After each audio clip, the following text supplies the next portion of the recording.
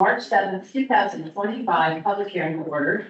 My name is Claire Zucker. I am the chair of the Regional Wastewater Reclamation Advisory Committee, and I will be conducting this meeting today. We're going to start with the roll call. Jeanette Lee of the Regional Wastewater Reclamation Department will take the roll call of attending committee members. Ms. Lee. All right. Greg Canizaro. Here. Steve Foley. Here. Alan Forrest. Here. Alejandra Frejo Arque. Here. You. Charles Matt Mathewson. Here. Scott Oldendorf. Here. Asia Philbin. Here. Eric Stillwell. Here. Kirsten Wainsvik. Anne Marie Wolf. Claire Zucker. Thank you, Madam Chairman. We have all the members here except one, so we have a quorum.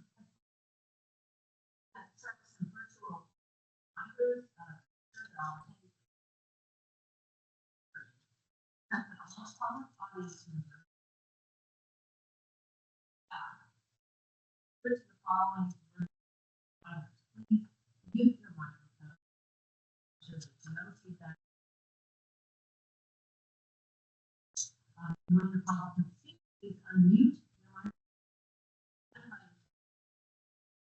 Be clear.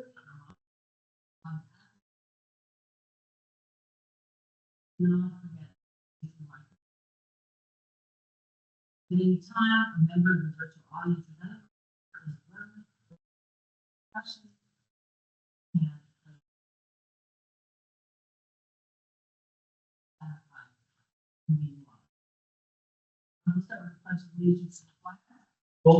Hold on a second. There was a note that they were hearing.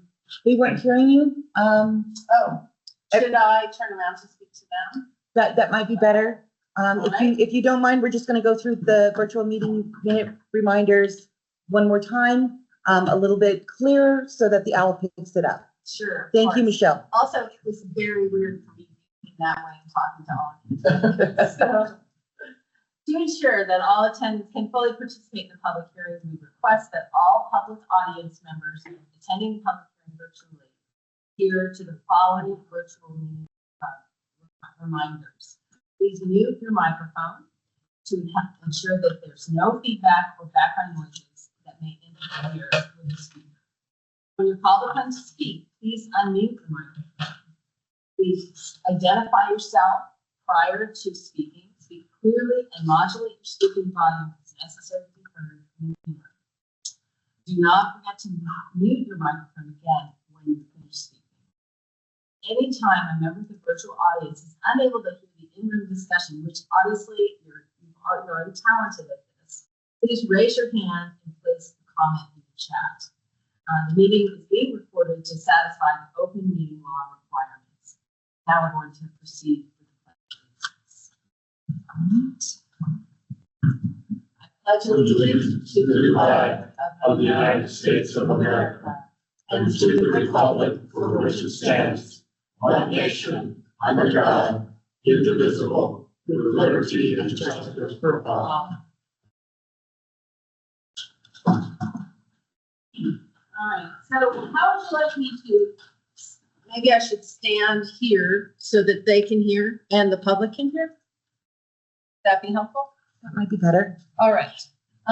She has very graciously provided an introduction, and to be consistent at all the meetings, I'm going to read from this and try and make it sound as natural as possible. Welcome to the first public hearing being held by the Regional Wastewater Reclamation Advisory Committee, or RWRAC, regarding the proposed increases to the Regional Wastewater Reclamation Department's sewer volume rate, service charge, and wastewater utility fee. The rate changes are proposed to occur starting in September 2025 and increase each year for 4 years through fiscal year 2029. In addition to the proposed rate increases, RWRD is proposing to retire the wastewater utilities fee discounts on future developments. During this meeting, Pima County staff will present information supporting the proposed rate increase. That's the next agenda item, and they'll be giving a presentation here shortly. A goal of this hearing is to allow the public to hear the proposed rate increases and to make the comments. During the call to the audience members who wish to make comment will be allowed to speak. We ask that members of the public remain courteous and respectful to the other public hearing participants, and that all comments related to the proposed fee increases be presented today. For those audience members attending this hearing in person that would like to make a public comment, please comment using the speaker cards, and the speaker cards are Over by in the Marla. back. Great, excellent. You will be providing your name, address, contact information, preferably your phone number and your email addresses. We also ask that you provide a brief summary of your comment or question that you wish to ask, and bring your completed speaker form to Ms. Lee. Or there's a Or to box. Marla? Okay, excellent. Members of the public attending the hearing virtually that would like to speak or make comment, please raise your hand. Use the raise your hand features, provide your name, address, contact information, preferably your phone number and email address via the MS Teams chat. We also ask that you provide a brief summary of your comments or questions that you wish to ask. Basically, you're filling out a virtual comment card. And remember to lower your hand once you've finished speaking. Now, as we're all aware, RAC members will not respond to audience member comments. However, we may provide answers to direct questions if appropriate. Public audience members are only permitted to speak during the call to the audience and will be called upon by the committee. And now we're going to receive a presentation from both RWRD Director Jackson Jenkins and Finance Director Art Khan.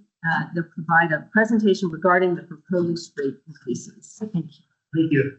You can all turn around if it makes it easier. I'm sure you're there to hear me as you often do. So I'm gonna go through some slides. It's pretty casual in this, with the environment we have, because we don't have really members of the public.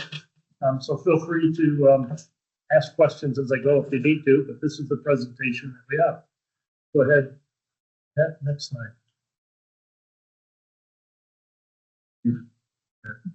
So I just recite what our mission is as a utility that we service that we provide for the community. Our mission is to protect the public health, safety, and the environment by providing quality service, environmental stewardship, and renewable resources. Hold on, I got to read just a little bit more. Hold on. You're going the wrong way. You know, and I have to stop real quick because, you know, Marla Berry, who's in the back of the room, has been with us for approximately 20 years. Today is her last day of work and she had to come to a public meeting. And Jeanette and Marla worked very close together, and I'm sure Marla put her up to this. Mess with his slide. So just some other information about the wastewater utility is we take care of about 3,500 miles of sewer conveyance system. We have 7 water reclamation facilities. 2 of them are larger regional systems, and 5 of them are smaller sub-regional systems. And we have a whole lot of other infrastructure, including pump stations, odor control sites, a lot of flow monitoring, things that we do, but that's just a high-level summary. Next slide. This is hard maybe to read at the bottom of this slide, but it starts in the fiscal year 2013-14, way to the left, and we're close to that $80 million. That was the number of our operations and maintenance budget for the department back then. And that's, are these actuals or budgeted numbers? Which ones are they? Oh, they were budgets. And we came very close to our budget every year, but these budgeted values, that was one of our lowest years. You know, of course, it's almost 12 years ago, 11 years ago. That was at the completion. We just spent approximately $600 million on a major capital improvement where we built a brand new facility called the Agua Nueva facility, which replaced a 1951 facility at Roger Road, you know, state-of-the-art, improved odor control. And we also, the Tres Rios facility, what previously was called Ina Road, it was built, or at least upgraded to a facility back in 1977, and it was, as part of that 600 million, it was increased in capacity and upgraded to current regulatory standards and odor control and all kind of things. But because both those facilities were completed around that 2013, when you put that kind of investment in a facility, you get a certain warranty. So a lot of our normal maintenance and stuff was under warranty. So that little dip in the cost was because a lot of our, they were newer plants and we didn't have quite as much maintenance requirements. But then for the next 7 years, you could see a pretty flat line around $83 million. That was our typical budget. It was very consistent. And for those 7 flatline years and the year before when we finished RUMP, that's a total of 8 years. We did not have any user fee increases. We did not ask for any rate increases. I take it back. There was one rate increase in 2017, June of 2017, we had a 3% increase. So there was one increase. I'm getting ahead of myself. 2017 to now is the 8 years. But even before that, the last 8 increase, I think, was in 2013. So there was a gap, 3 or 4 years before there was one before that. So here in 2021 and on to the current time, you see the slope of the curve has increased, and that's primarily due to inflation. And I'll show you some inflation information.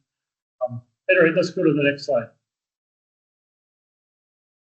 Here, this pie chart shows the breakdown of this current year's budget. All inclusive, it's a $104.8 million budget. And the largest piece of pie is personnel services. And that is about $36 million. And that is the biggest expense. So wastewater utility, the service we provide, it takes people to do that. And that's our largest single expense, wages and benefits. Then the orange second largest piece is professional services. And we do have one of our facilities, the Agua Nueva facility, is owned by the county, but operated by a contract. We built that facility in 2013 as a design, build, operate. So that's somewhere a little over somewhere between $5 and $6 million is to pay for them to operate that facility for us. Then we spend close to $6 million on billing. The county does not bill our wastewater customers. We partner with a number of water companies that do the billing for us, Tucson Water being the highest percentage of our customers. And so we pay for that service, and it's almost $6 million for that service. So those are part of professional services, and then there's some other minor ones. The third piece of pie is our repair and maintenance budget, a little over $13 million. Of course, we've got like $1.3 billion worth of infrastructure, and that's what it takes to maintain it. It's a pretty low number, really, Tim. But a lot of our equipment is more modern, newer equipment, but it gets older each year.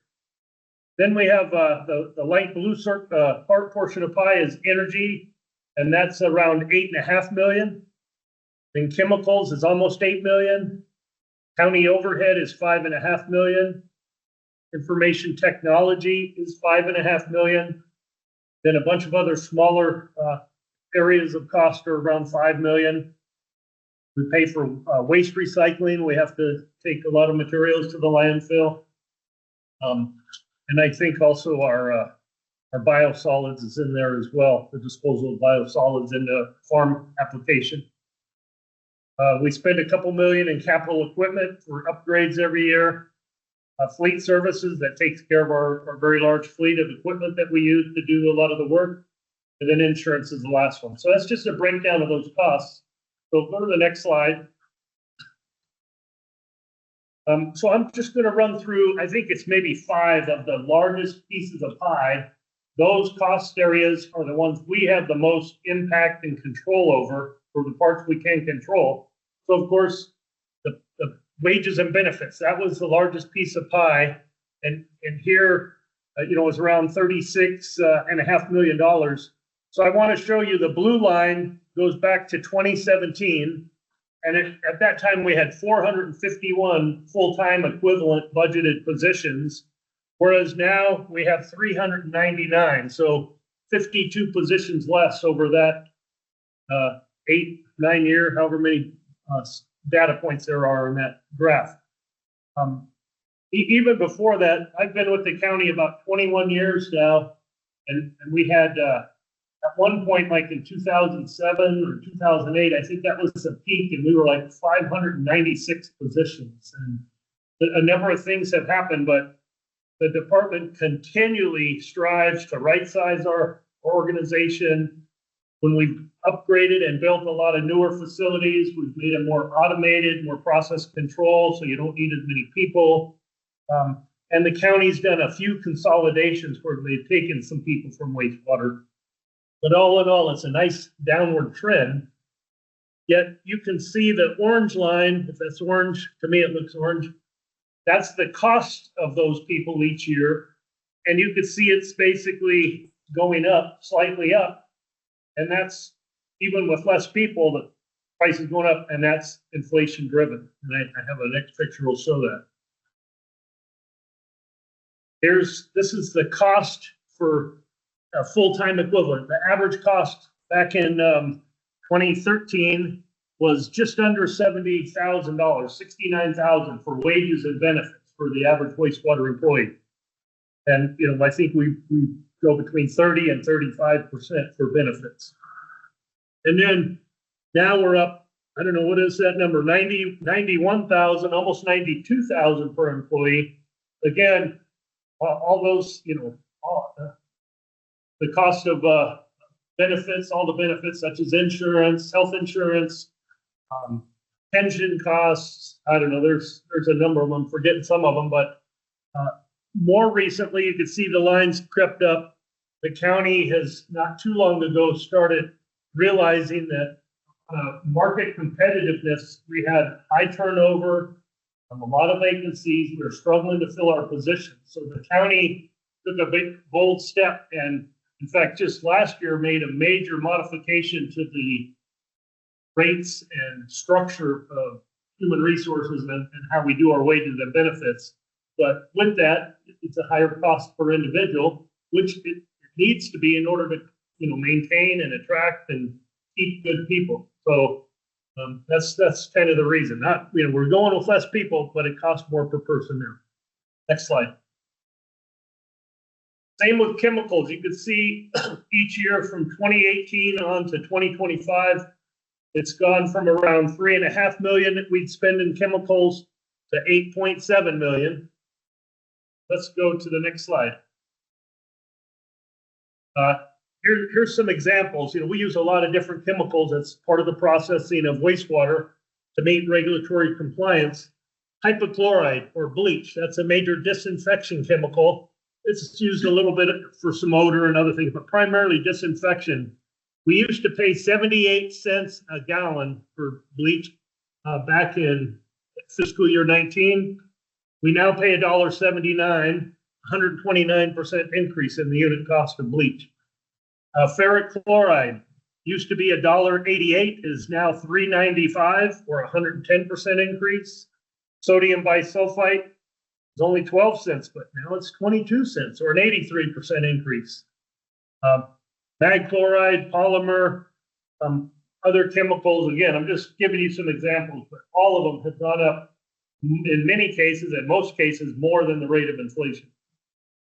The only other thing too is our odor control, which is a key part of our trying to be good public servants and trying to make sure the community doesn't smell the wastewater business. That's a major task, but we have some 20 to 30 odor control sites all over the community that helps keep odors from leaving the system. It masks odors, it prevents them from escaping. At any rate, we just added two more. We just added one, and the second one's still in construction, but we had to budget for more chemicals next year. So that was a little bit of a bump, but primarily it's the unit price of all the chemicals we use. Next one. Electricity, we got them both on one slide. The one on the left shows our kilowatt hours, how much volume of electricity we use. And you could see the last 2 years, you could see that drop off. We're actually becoming more and more efficient. We became participants in the Department of Energy's Better Plants program, and we had a target of reducing our energy usage, our energy efficiency, making it dropping the energy usage by about 25% in 10 years, and we achieved that target.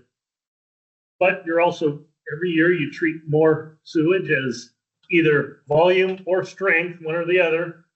And then the cost of electricity has gone up from 9 cents a kilowatt hour to 13 cents a kilowatt hour, or 52% increase. So that's what's driving primarily the cost increase, because you can see we're using about the same or even a little less, yet our annual cost has gone up. Next one. Professional services, not as bad of an increase. I think we went up by 22% from 2018-19 to current. And that again was a contract cost to have somebody operate our Agua Nueva facility. The price of billing continues to go up, and some of the other items that fit into that category. But every one of those continues to have upward pressures. Next one. And repair and maintenance. Same thing. This one is almost entirely driven by, well, I guess I should say two things, but definitely all the costs to maintain it, the unit price of various things we buy have gone up. But also every year your facilities get a year older. It's like anything else, your vehicle, your home, whatever, your person, I won't go there. Costs more to keep everything going in good order. So repair and maintenance continues to be an upward challenge too. Here's just a slide of the consumer price index, or one of the indicators of inflation. And you could see back in 2016 to 2020, it ranged between 1.2 and 2.4% inflation or consumer price index increase. But then in 21, 22, 23, we have a 4.7% increase inflation, 8% and 4.1. Finally, we're coming down closer to 3%. So that's in general, but you could see, especially chemical probably shows it the most, way more than even those increases. And if you take that, I'm sorry, go back one more. I'm sorry. Did I say next slide? No. Marla gave you the clue, huh? Do it. This, remember I said we have not had a user fee rate increase in 8 years. So you add all these inflations up, and there's all kind of literature and articles out there about how much utility costs are going up all over the country. We've been very fortunate for all the efforts and everything that we've done to be able not to have to raise rates, but time to pay the piper a little bit. Next slide. Here's our sewer user fees. And I'm going to take a minute to run through this because there's a lot of different things going on. But in 15, 16 is the first year. And if you look at those 2 years, those were 2 years, the same formula for what you pay for a user fee. But then here, this was in 2017. That is when we had the 3% increase. 8 years ago, that was our last increase of 3%. And we went from a service fee, the user fee is a formula, and it has two parts to the formula.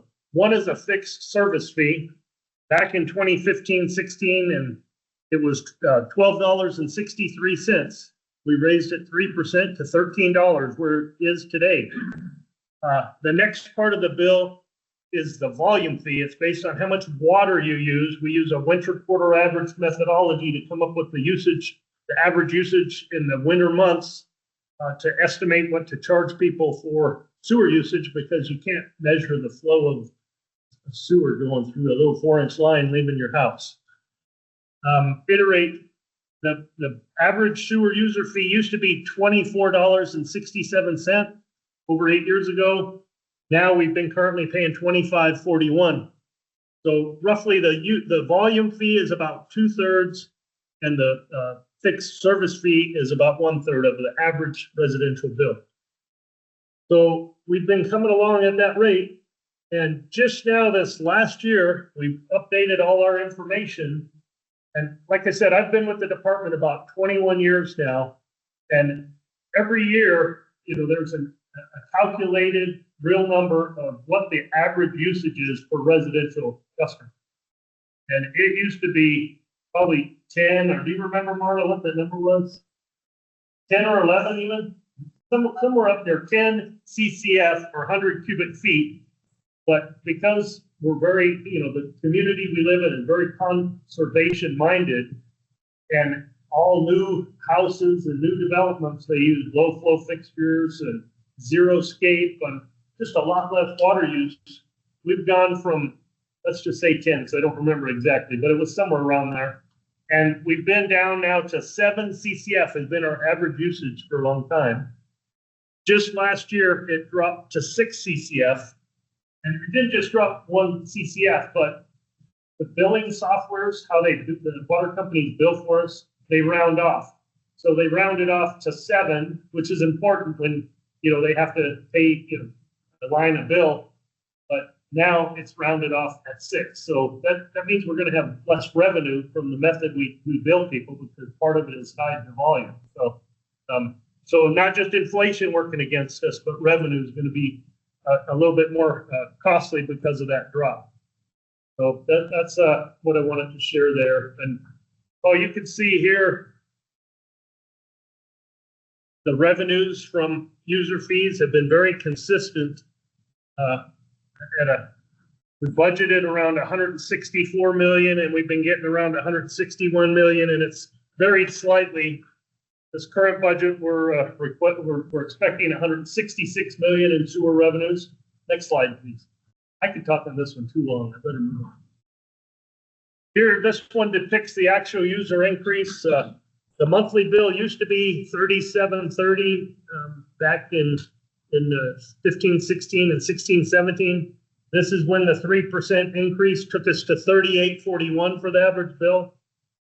And now, with the drop in average usage, we're down to $34.77. And if we get these increase, we'll go to $35.81 with the 3% increase. And then these smaller increases of 1.75% take us to $36.44, $37.07, and $37.73. And that $37.73 is less than we've been paying here recently. So it's not moving real fast on the hamster wheel. Okay, next slide. Here's a comparison of sewer user fees, starting with the current. We just did it on an annual, what the annual cost is per year. Pima County is roughly $417 a year. The average residence pays for sewer. The national average is $588 a year. So quite a big difference. Then we got the District 9, where EPA's District 9 is, just all the folks in that general region, it came up to $513. Town of Marana is $518. Town of Sarita is $679. The lowest one, not just here in the state, but it's actually the lowest in the country, is the city of Phoenix at $215. And Scottsdale's not too bad at $250. But then you got Mesa, Glendale, Yuma, Flagstaff, varying levels there. And this red one is with the 3% increase, we'd go from $417 to $429 or $430 rounded off. So just some more information.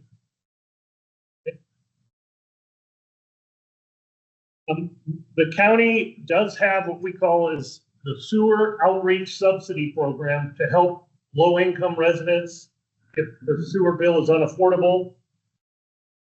We have basically 3 tiers. We use the federal poverty level, and if the customer goes through a registration or sign-up process, if they're at 100% of the federal poverty level, they can be subsidized 75% reduction on their sewer bill. If they're at 125% of the federal poverty level, so they make 25% more than that level, they can get 50%. And if they're at 150% of the federal poverty level, they'll get a 50% discount. That's what it is today. Go to the next slide. Oh, I'm sorry. One more thing here. Those that are on the 75% discount, they would pay $8.79 per month with the rate increase. That's what they're billing. Average. Okay, now the next. Here's a summary. Down at the bottom is kind of, we have a little over 5,000 customers, 5,120 customers last year's data. Most of them, 3,087, were in that highest discount rate of 75. Then we had about almost 1,200 of them at the 50% discount and just under 1,000 at the 25% discount. So any time, where you have to deal with utility rates, everybody has to pay them for the most part. We always want to take a look, how might that impact the community, and do we need to consider doing anything with our SOS program? We've compared the 75, 50, 25%, and it seems to be more generous than many of the other subsidies that other utilities do. But nonetheless, that was 5,000, approximately 5,000 customers were subsidized to the tune of 1.2 million. We didn't bill them $1.2 million last year. And so other ratepayers basically cover that cost the way that it works out. So go to the next slide.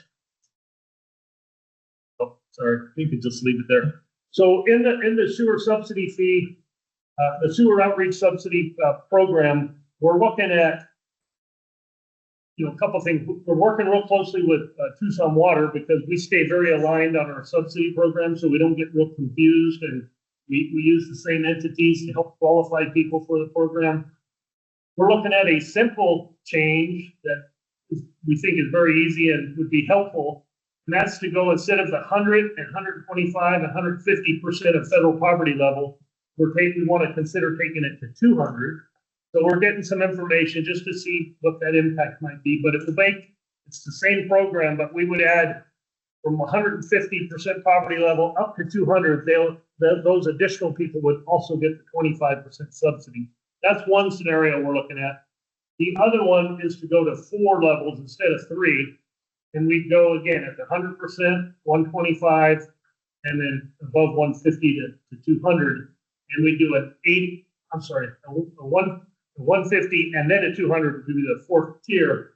And we do a 80% subsidy for the lowest income, 60, 40, and 20 going across there. So not only does it broaden the eligible participants, but it gives even more money to a bunch of them. So we're just going to look at those impacts, and then we'll be discussing with the Board of Supervisors, and the city will be likely doing the same thing, and we'll come up with hopefully some modifications to the program. That's still a work in progress.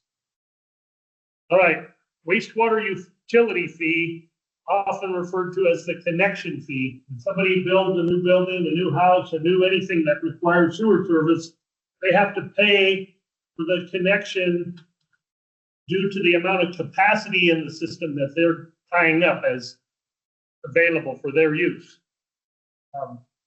We use water meters as the method to determine what the average capacity would be. And we're requesting or recommending a 3% wastewater utility fee increase for each of the next 4 years. This coming September, and then the 3 additional fiscal years for 4 increases. Let's go to the next slide. Back when we did this, back when we were doing the big $600 million capital investment, we went through and looked at all of our remaining capital or our asset value and the remaining capacity in the system to determine what should be that cost of capacity wastewater utility fee. And at that time, it was $16.02. But then when we had that last 3% increase in 2017, it went to $16.05 per gallon. So the average home, $16.50, not 5 cents. At any rate, we've redid that calculation now based on what's happening. And that cost of capacity is now $21.34 per gallon. And that's a little over 29% increase in that value over the past many years, because that was back in 2017. when the last one was done. So let's go to the next slide. So we also took, back at that time, we said the average individual uses 80 gallons per day. That's a regular, that was Sorry. Okay. So ADEQ required us to use 80 gallons per person. And then the previous census had 2.7 people living in a home. So we did the math and came up with the number. But now we've said, we're not going to use that 80. We're going to use 75 because we're seeing less usage. And there's now the most recent census has 2.5 people per home. And so when we do that math, that 2134, we come up to $4,701. And happened. I think Marla called, come back here, let's mess them up in the middle of that slide. Go ahead and advance it. But right now, the average resident, or the residential connection fee is $4,188. And we're gonna go with those 4 consecutive years, roughly of 3%, will take us to $4,713. And that will be very close to the 4,701 that we calculated it to be. So we're going to call that good. All right, next slide. This was just some information. There's a lot of, we do a lot of business with the construction industry and especially the wastewater construction industry, and information that's published that they think that number is probably even higher, but just FYI. Next slide. One last one that we have a program. There was a program that's been in place for a long, long time, and it was a discount program for developers and builders that if they put in the sewer infrastructure, which developers typically, the way they do business is they want to build a neighborhood, they put in a sewer line, all of it they build, their cost, and then they hand it over to Pima County and we take care of it. We operate and maintain it. Well, over the years, there was a program, there's 2 programs. One is a credit. If somebody's building a sewer from here to there and to satisfy their development that they're building, but the county in our planning efforts says, hey, there's others we want to connect, to be able to connect to that sewer. So we'll tell them, hey, build it bigger or build it a little deeper to satisfy gravity flow somewhere, but maybe put a bigger pipe in. And so we'll have to give them some money to do that because their cost would have been less. So we offset or give them credits for that difference in price. But the discount program, it wasn't us asking the developer to do anything. It's one that we've struggled trying to figure out, why has this thing been around for so long? It really doesn't make sense to us. So because we're now back at rates, we're going to do away with the discount. That's our recommendation to the board, is to do away with the discount program because it isn't giving us anything out of the deal. It's really just a cash giveaway for development. And so I think it's time to stop. So next slide. Oh, and this is just, it shows all the different utilities: electricity, internet, gas, phone, sewer, water, trash. Sewer right now on average in the country is about 11% of the utility costs that people pay. Water is about 8%. So this is some interesting tidbit, but that reminds me that now our true guest speaker that will capture all of the interest here, Art Corona, is going to go over just a few financial slides, and that will conclude our presentation. I got them all warmed up for you. Yeah, thanks, Jackson. Appreciate that. Thanks for having me here. I see some familiar faces, maybe not some familiar faces. So if I've not met you, my name is Art Corona. I am the finance director, finance and risk management director for Pima County. Just started in December, so getting my first quarter under me, so to speak. We have a few slides here that will hopefully tie in all of Jackson's comments and presentation to this point and how it relates to the financials and what the impact the rates have on the financials.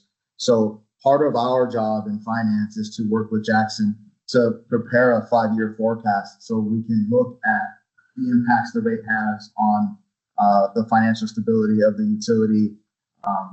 And what we do we update this forecast on a monthly basis and on an annual basis. So what we have on this first slide here is without rate increases, and for those of you who are on the board, which I think is maybe everybody here, you've seen this before, undoubtedly. What I want to call your attention to on this slide are a couple different lines. I want to call your attention to the total revenues coming across here in this row from 190 million in 24-25 all the way to 189 million in 28-29. Okay, this is without rate increases. So you can see it's pretty flat. The projection of revenues is pretty flat compared to the operation and maintenance expenses of 103 million in 25, going out to 118 million from 26 to 27, 27 to 28, 28 to 29. We're projecting a 3% increase in O&M. And as Jackson alluded to very nicely in his presentation, the costs of operating and maintenance costs. Just a second, my computer just turned itself off. Didn't get that plug in time, did you? Well, it shouldn't have needed it. I don't think that's what the problem was. So just 2 moments, please. I'm so sorry. No problem. It's all Jackson's fault. I do. I am.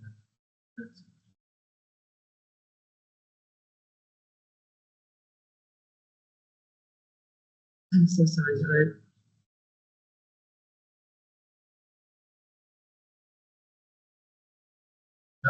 Water was always warm. And that's always, my super bill, my water bill. Yeah, you know, like that was a bad thing, but it's like, nationally, that's. 2 minutes. The good news is I don't have 24 slides. He is a little bit more.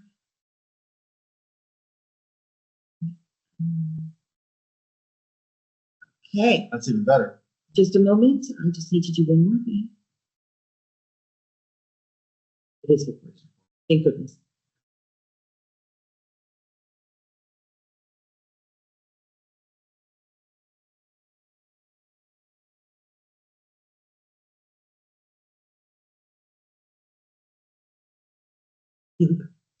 All right. So as I was saying, the O&M costs are projected at 3% each year. Jackson does a really good job and his team of maintaining those expenditures. Some of the expenditures we just can't control, as he alluded to, with inflation hovering at 3%, which is as low as it's been in a couple of years.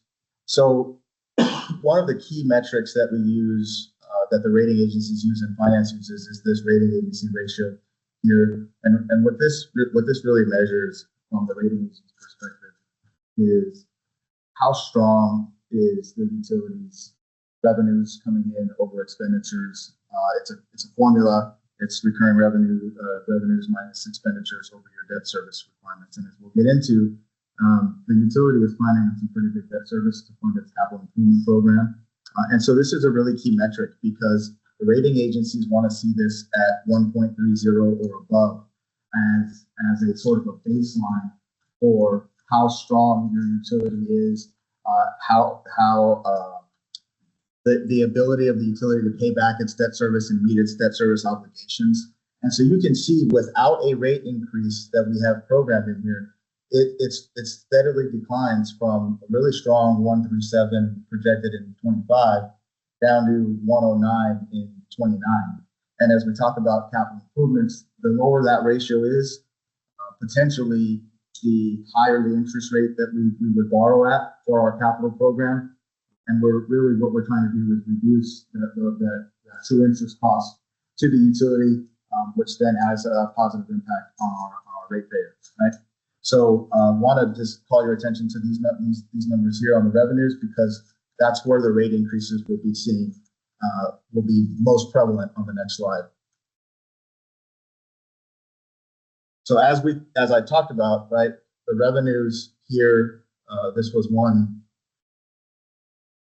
excuse me, This was 188. This is 189. This is 189, and this is also 189 in out years. So you can see a 3% increase in the first year here in the volumetric user fee has a profound impact. I think it's $4 million in 26. That number increases to 8.4 million in 27 in additional revenue, 12.2 million in 28, and 16.2 million in 29. That's with a 3% in this year, and then 1.75 in the out years, as the committee is very well versed on. The O&M expenses stay the same. It's still that 3% in every year. So what impact does that have overall on the rating agency ratio? You can see 137 remained the same in 25, but we go from 109 out here to 133, which is still a very strong rating agency ratio and should be able to help us maintain our credit rating with the rating agencies. And it's a continued show of financial stability and strength within the utility. So really positive impact that a modest rate increases. I don't think Jackson mentioned it, but I know this group talked about it quite extensively. What is the impact of a 3%? Did we say it was $1? $1.04. $1.04 to the average ratepayer. So again, very strong metrics here with the rate increase. The next slide, we'll talk about our capital improvement program. This is just an overview of 45 million in 24, and then what we have programmed in the CIP for the next 5 years. Really, in these 2 years here, the reason of the significant hike, as you all know, is there's consideration and contemplation and planning of, still believe it's an 8 million gallon facility out on the southwest side of Tucson, in Sahuarita Green Valley area. And this is important because on the next slide, I'm going to show you the debt on how the utility is planning on paying for these capital improvement programs, and then tie it back to why that rating agency ratio is so important. Okay, so these are the planned debt issuances for the next 5 fiscal years. So we'll take you back to, we had $45 million in projects in 24. We issued the utility issued $45 million in debt to fund those capital improvements, right?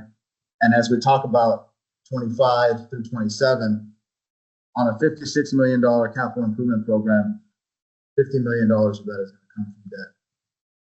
In 27, we have 63 million, 60 million is going to come from debt. And in 28, we have 68 million, 55 of which is coming from debt proceeds, right? So that rating agency ratio and the maintenance of that rating agency ratio, as we look at our 5-year planned debt issuances, is a very, very key metric to helping keep our true interest costs low for the county and county ratepayer, really countywide ratepayers. As we talk about 28 and 29, you may notice that these numbers are significantly lower than what I showed on the capital improvement program before. We're planning for a significantly smaller scale project, simply because we don't know right now the sizing of that facility in Sahuarita Green Valley. So we have it significantly lower than what the true capital cost might be for that facility. As we work with Jackson and his team to refine that projection, we can update these as we move forward, right? And so the debt issuances also have an impact on the calculation of the rating agency ratio. If you'll recall, I told you it's recurring revenues minus recurring expenditures over the debt, over the cost of the debt, so the repayment of the debt service. And so that factors into that rating agency ratio. And then if you want to move to the next slide, I think this is a really nice visual for how the rating agencies review and receive our rating agency ratio. So blue bar here represents a really strong ratio. It's over 145 to 160. Good ratio is what looks like it's 125 or ish to 140. Really, the rating agency ratio have said 130 is the baseline for county's program. So that the green bar represents the baseline 130 where we want, and we're recommending the utility stay. And then the what's adequate is looks like it's about 105 to 125, and then insufficient would be below about 105 or below. Blue bar here at the top represents where the rating agency ratio would be with the proposed rate increases that we're discussing today. The green line represents the baseline, and the red line represents what they would be without rate increases. So you can see the impact of the rating agency, that the rate increases that are being discussed here have on the financial, one of the key financial metrics that the utility uses. That concludes my prepared remarks for the committee and the public today. And I think the next slide is really questions from the public at this point. So thank you for your time. Yes, so now for in the audience portion of this meeting, each speaker will have 3 minutes to speak. Please rise and come forward, give your remarks. Attending virtually, please unmute your microphones when called upon. I don't think you are. Madam Chair, there are no speaker cards, and nobody online has identified that they wish to speak. All right. Good. Okay. I'll provide my closing remarks. Thank you for participating in this public hearing. The RAC was established by the Board of Supervisors to act as the official advisory body of Regional Wastewater Reclamation Department on capital improvement program planning and rate structure formulation to county government. The committee annually reviews the proposed Regional Wastewater Reclamation Department CIP and recommends to the governing body an annual and 5-year capital program, and annually reviews the revenue requirements of the sanitary sewage system and recommends to the governing body rate adjustments as required. Each year, Pima County Finance and Risk Management Department prepares a financial plan which addresses the financial needs of the RWRD based on projected expenses and projected CIP for the current fiscal year and for 4 subsequent fiscal years. We really do appreciate your attendance and your participation in the great presentations for the public hearing. So thank you all for being here today. And this concludes the public hearing, and I will ask for a motion to adjourn. I think we have to wait till we have to 11:30, stay. so I would suggest you insert a food break in there. Lunchtime. Okay, I'm going to insert a food break, and then I'm going to make you get quiet again at 11:30. Okay, thanks very much. I will go ahead and mute. If anybody online wishes to speak, please go ahead, raise your hand, and I will see it. Are we?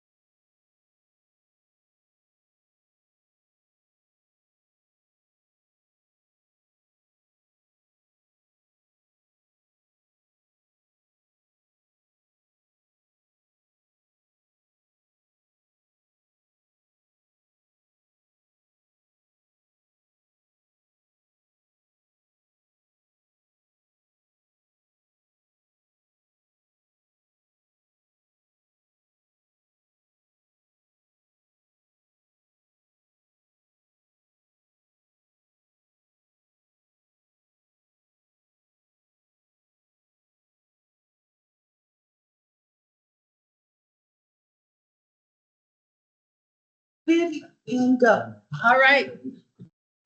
We are continuing our food break, but I would like to ask for a motion to adjourn. Can I have a motion? I need one second.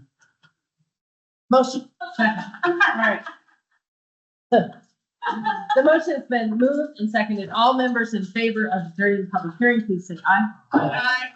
And the opposed? Asia, did you say you opposed? No, she said yes. I was just slow. Sorry about that. The motion Thanks, passed. everybody. Thank you. The public hearing is adjourned at 11:33 or 2 on March 7th, 2025. Thanks, everybody, and we'll see you in a week at the next.